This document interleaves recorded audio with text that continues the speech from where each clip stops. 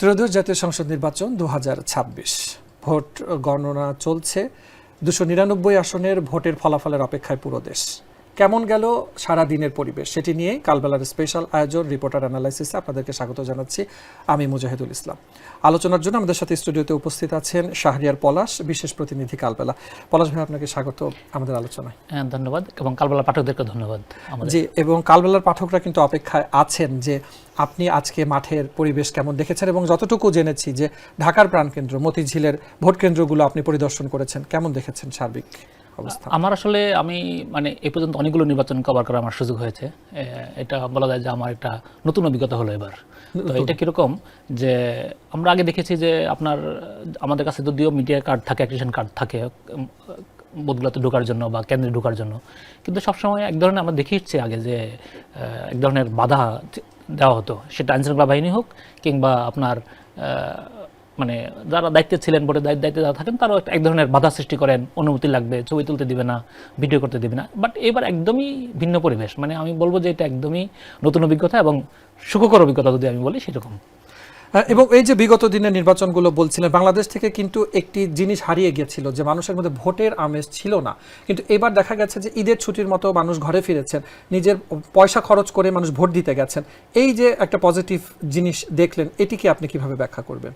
এটা আমি মনে করবো যে এটা আসলে সরকার একটা কৌশল ছিল, এবং কৌশলটা দারুণভাবে কাজে লেগেছে। কৌশলটা কি ছিল যে আপনি ধরেন যে গার্মেন্টসগুলোকে 4 দিনের, ইভেন শুক্র শনি যোগ করলে এটা 6 দিনের ছুটি ছিল গার্মেন্টসের। তো 6 দিনের ছুটি থাকলে এই গার্মেন্টস যারা এমপ্লয়ি, এরা তো খুবই একটা ছোট, খুবই একটা কনজাস্টেড বা খুব একটা টাইট লাইফ লিড করে। তো এটা যখন সুযোগ পায়, এরা যদি ভোট নাও থাকতো, ওরা কিন্তু বাড়িতে চলে যেত।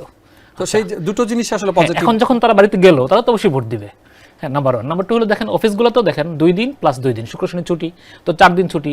অফিসেও যারা ছুটি পেয়েছে ঈদের মতো করে, ঈদেও তো এতদিন ছুটি পাওয়া যায় না বেসিক্যালি। তো এই ছুটিগুলোকে মানুষ সুযোগ খুব ভালোভাবে কাজে হ্যাঁ, এটা হতে বাড়িতে যাওয়ার একটা প্ল্যান থাকে।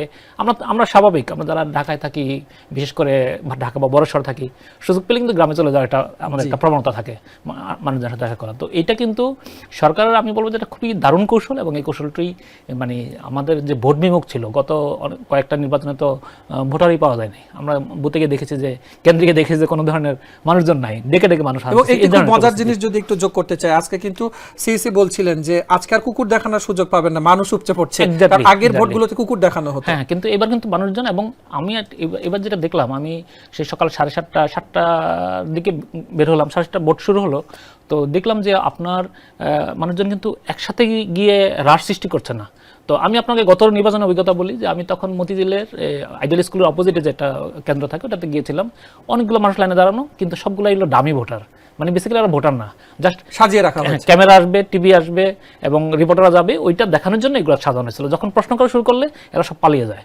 এবার কিন্তু সেরকম ছিল না। এবং একই দিনে কিন্তু বাংলাদেশে 2টা ভোট হলো, গণভোট এবং সাধারণ ভোট। এটি কি আসলে ভোটারদের মধ্যে কেমন প্রতিক্রিয়া দেখেছেন? এটা ভালো ছিল, কিন্তু এটা যে পোলিং টাইমটা একটু বেশি লেগেছে। এই জন্য ধরেন অনেকে এটা পড়তে চেয়েছে, সেজন্য আমাদের সাথে প্রিজাইডিং অফিসাররা এবং কেন্দ্রের দায়িত্বপ্রাপ্ত লোকজন কথা বলেছেন। তারা বলছেন যে সবাই এরকম না যে আপনার সিদ্ধান্ত নিয়ে এসছে হাতে দিবে নাকি নাতে দিবে। 4টা প্রশ্ন পড়তে গেলে তার একটু সময় লেগে যাচ্ছে। এইসব ক্ষেত্রে কিছু কিছু কেন্দ্রে কিন্তু আপনার ভোট গণনাতে একটু ভোট কাউন্ট, ভোট নেওয়াতে পোলিং টাইম যেটাকে আমরা বলি আর কি, ওইটা একটু সময় বেশি লেগেছে। বাট জিনিসটা খুবই পজিটিভ দিকে, সবকিছু মিলে পজিটিভ ছিল। মতিঝিল এলাকাতে কিন্তু আমরা প্রচারণার ক্ষেত্রে দেখেছি যে একেবারে একজন বর্ষিয়ান রাজনীতিবিদের সাথে তরুণ একজন, যার একেবারে খুব কথার দ্বন্দ্ব চলছিল, সেই জিনিসটি কি আজকে ভোটারদের মধ্যে কোনো ধরনের এফেক্ট ফেলেছিল? আমি এটাকে দুইভাবে দেখবো। আমি যেহেতু মাঠে ছিলাম এবং আমার সাথে আমি দুজনকে দেখেছি, 2জন প্রার্থীকে আমি দেখেছি যে কেন্দ্রে আসতে। তো যেটা আমি বলবো যে নতুনরা যেটা এনসিপির যে প্রার্থী ছিল, ঢাকা আলোচিত ছিল সারা বাংলাদেশের মধ্যে, নাসিরুদ্দিন পাটোয়ারি এবং মির্জা আব্বাস, সেটা আপনারা জানেন সবাই। এবং নাসিরুদ্দিন পাটোয়ারি গতকালকে একটা পেজ লঞ্চ করেছেন চান্দাবাজ.com নামে। তো ওদের যে একটা যে প্ল্যান, আপনি প্রচারণার যে নতুন টেকনিক, আমি শুধু প্রচারণা বলবো না, ওরা একটা অ্যাপস থ্রো করেছে, এটা পরশুদিন করেছে। তো এটা কি হয়েছে, তো ওইখানে আপনি শুধু আপনার হোল্ডিং নাম্বার দিলেই আপনার ভোটার নাম্বার কত, আপনার সিরিয়াল নাম্বার কত, সব দেখা যাচ্ছে। জাস্ট একটা হোল্ডিং নাম্বার, আপনাকে দেখে নামটাও দেওয়া লাগতেছে না। আপনি হোল্ডিং নাম্বার দিলে ওই হোল্ডিংয়ে যতজন ভোটার আছে একসাথে চলে আসতেছে, আপনি কেন্দ্র দেখতে পাচ্ছেন। এবং এটা কিন্তু আপনার অপোজিট পার্টি, আমি বলবো যে বিএনপি একটা বড় দল, এটা কিন্তু ওরা করে নাই। আমি ওদের এটা দেখি নাই। বাট মানে এখানেই হয়তো নতুন প্রজন্মের সাথে পুরাতনদের একটু পার্থক্য যে হ্যাঁ, এই যে তারা টেকনোলজি বেসড, সো তারা চেয়েছে যে এক ক্লিকে জিনিস বের করে আনতে। আমি দেখলাম যে আমি কয়েকটা কেন্দ্রে দেখেছি, আমি দেখলাম যে ওইখানে কোনো রাশ নাই, একদমই লোকজন নাই। তো এটা কারণ কি আমি খোঁজার জন্য চেষ্টা করলাম যে আসলে বিএনপির যে বুথগুলো ছিল, ধানের শীষের বুথ, ওখানে অনেক লোকের ভিড়, আর এখানে লোকজন কম, এটা মানে কারণ রহস্যটা কি? তো এটা খুঁজতে গিয়ে আমি দেখলাম যে ওরা হলো ম্যানুয়ালি শীট খুঁজে খুঁজে বের করছে, যার কারণে সময় লাগছে। আর এদের কাছে গেলে এরা হলো জিজ্ঞেস করে আপনার হোল্ডিং নাম্বার কত। তো হোল্ডিং নাম্বারটা যখন বলে, জাস্ট হোল্ডিং নাম্বারটা দেয়, দিলে ওইখানে যে ওই হোল্ডিং এ যতজন ভোটার আছে সবগুলো দেখা যাচ্ছে। তখন বলে আপনার নাম কি, নাম বললে ও তাৎক্ষণিক লিখে দিচ্ছে সব, এটা ক্লিক করলেই হয়ে যাচ্ছে। এবং মানে উইদিন সেকেন্ড, আপনি আনবিলিভেবল। এটা কিন্তু আমার কাছে একদমই নতুন অভিজ্ঞতা। এবং আসলে তো সবকিছু দুনিয়া এখন সংক্ষিপ্ত হয়ে আসছে, আমরা রিলসের যুগে বসবাস করছি, দীর্ঘ আলোচনা থেকে এখন সংক্ষিপ্ততে আসছে এবং সবাই সেখান থেকে জানতে মানে আমি খুবই সারপ্রাইজড যে ওদের এই অ্যাপসটাকে থ্রো করছে।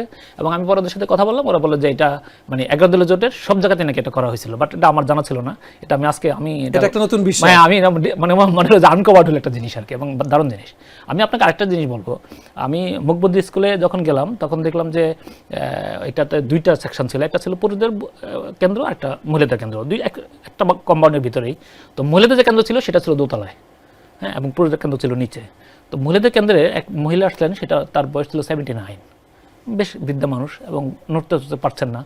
তো আমি সারপ্রাইজলি দেখলাম যে আনসারের দুজন নারী সদস্য ওই ভোটারকে, যিনি আসলে সিঁড়ি বেয়ে দোতলায় উঠতে পারবেন এরকম মনে হচ্ছিলেন, উনি ভয় পাচ্ছিলেন এবং ফিরে যাচ্ছিলেন।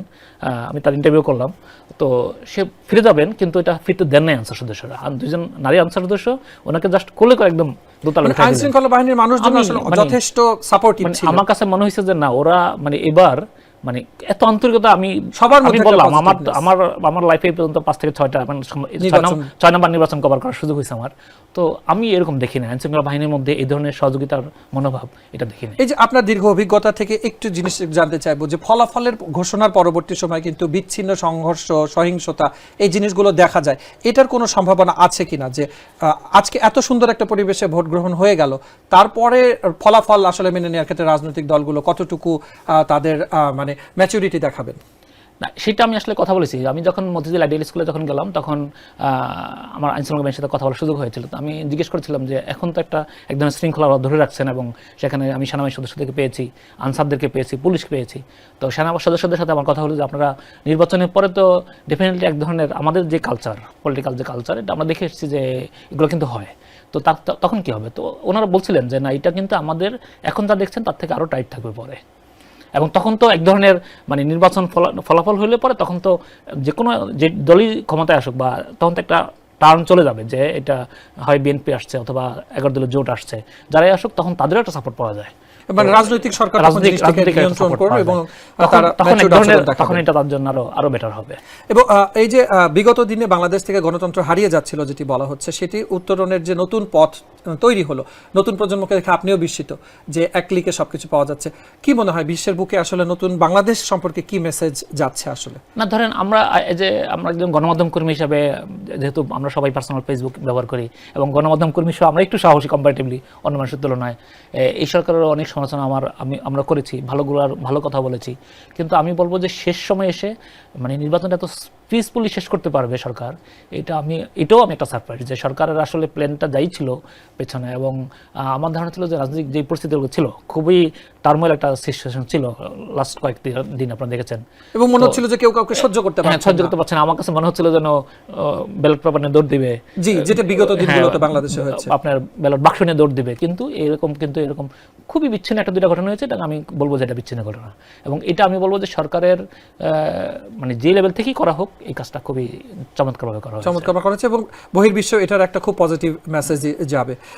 শাহরিয়ার ভাই, আপনাকে ধন্যবাদ জানাচ্ছি আমাদের সাথে আলোচনায় অংশ নেবার জন্য। এবং দর্শকরা আসলে জানতে চাচ্ছিলেন বা তাদেরও আগ্রহ থাকে যে বিগত দিনগুলোতে আসলে বাংলাদেশে কি হয়েছিল, সেটিও আপনি যেমন বলছিলেন এবারে। আমি এখানে আপনার তার যদি আরেকটা জিনিস লিঙ্ক করে, আপনারা দেখেছেন যে গত নির্বাচনের পর যখন ভোটার আসছিল না, তখন কিন্তু বিগত সরকার যেটা চলে গেল, অতীত ফ্যাসিস্ট সরকার যেটা চলে গেল, ওরা দেখছেন যে আপনার ভোটার দিবসও চালু করেছিল, নানান কায়দা কানুন করেছিল, কিন্তু ভোটার আনতে পারে নাই। কিন্তু এই যে দেখেন ছোট্ট একটু সিদ্ধান্ত যে আমি 2 দিন ছুটি বাড়াই দিলাম, মানে মানুষের জীবনকে সহজ করে দেওয়া, কোনো কিছু লাগে নাই, কিন্তু মানুষজন কিন্তু স্বেচ্ছায় গিয়েছে। এবং আমি সর্বশেষ 4:30টায় আমি পল্টন কমিউনিটি সেন্টার কেন্দ্রে ছিলাম, যখন একদম ক্লোজ হয়ে যাচ্ছিল তখনও মানে সময় শেষ 4:30, তখন অন্তত 20 থেকে 22 জন ভোটার দাঁড়ানো ছিল এবং ভোটটা নিয়েছে, যেহেতু তারা previous এর মাঝখানে ছিল। যেহেতু সিরিয়ালে দাঁড়ানো ছিল। তো আপনি চিন্তা করেন অনেক সময় তো আমরা 2টার পর এখনো ভোটার দেখিনি। জি জি জি, গত কয়েকটা নির্বাচন তো তাই ছিল। এবং আজকে কিন্তু দুপুর 2টাতে 47% ভোট কাস্টিং এর কথা জানিয়েছেন ইসি থেকে। পরবর্তীতে লাস্ট যে আপডেটটি পাওয়া গেছে সেটি হয়তো আমরা আবারও জানতে পারবো, এবং সেখানে যে উপস্থিতি এটি কিন্তু বাংলাদেশের একটা রেকর্ড হয়ে থাকবে। তবে আমি আপনাকে আরেকটা কথা বলি, যেমন আমাদের কাছে একটা অভিযোগ ছিল, আমার বিএনপির পক্ষ থেকে অভিযোগ করেছিল, আমরা যখন আরামবাগ হাই স্কুলে ছিলাম তখন কমপ্লেন করছিল যে জামাতের লোকজনের পকেটে ডামি ব্যালট পেপার আছে, সিল টিল দেওয়া আছে এবং এগুলা তাদের পকেট আছে, ওরা যখন ব্যালটে ভোট দিতে যাবে তখন ওটা ফেরবে।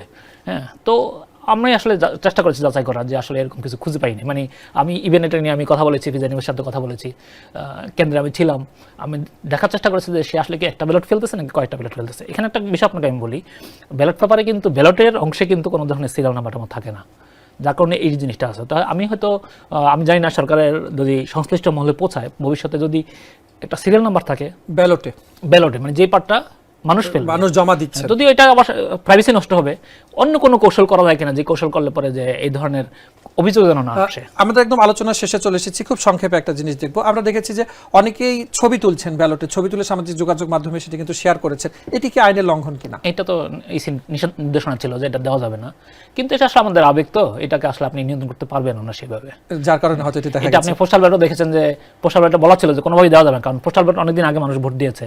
সেটাও আমরা দেখেছি যে বিদেশ থেকে নানানজন এটা ফেসবুকে দিচ্ছে যে আমি এটাতে ভোট দিলাম, দিলাম না দিলাম, নানান ধরনের ইস্যু তারা ফেসবুকে দিয়েছে, যদি এটা একদম নিষেধ ছিল। যদিও ইসি বলেছে যে ভোটগুলো বাতিল করে দিবে, আমি জানি না সেটা মনে হচ্ছে না করতে পারবে কিনা। মানে এটা খুব জটিল জিনিস, বাতিল করাটা খুব সহজ না, ওটাকে ট্রেস আউট করা, বাতিল করা একটা খুব সেটারও একটা আসলে সুষ্ঠু সমাধান আসুক, এবং সবকিছু মিলে আসলে যে পজিটিভনেসের পথে দেশ এগোচ্ছে, সেই পজিটিভনেস আমি বলবো যে এটা শুরুটা হয়েছে এবং শুরুটা ভালো হয়েছে। জি, দেন কিছু ত্রুটি বিচ্ছুতি থাকবে, এগুলা ভবিষ্যতে হয়তো আরো ইমপ্রুভমেন্ট হবে এগুলোর। জি, আপনাকে ধন্যবাদ জানাচ্ছি আমাদের সাথে আলোচনা অংশ নেওয়ার জন্য। ধন্যবাদ কালবেলা দর্শকদেরকে ধন্যবাদ। দর্শক, কথা বলছিলাম একজন সিনিয়র প্রতিবেদকের সাথে, বিশেষ প্রতিনিধি যিনি, তিনি এর আগে বিগত দিনে নির্বাচনগুলোকে দেখেছেন, কাছ থেকে দেখেছেন, সেটির তুলনায় আজকে যে নির্বাচন দেখেছেন তিনি বিস্মিত, তিনি অবাক, তিনি নতুন প্রজন্মকে দেখে উদ্বুদ্ধ। এই উদ্বুদ্ধতা সবার মধ্যে ছড়িয়ে যাক। দেখা হবে নতুন আরেকটি পর্বে, সে পর্যন্ত কালবেলা সাথে থাকুন।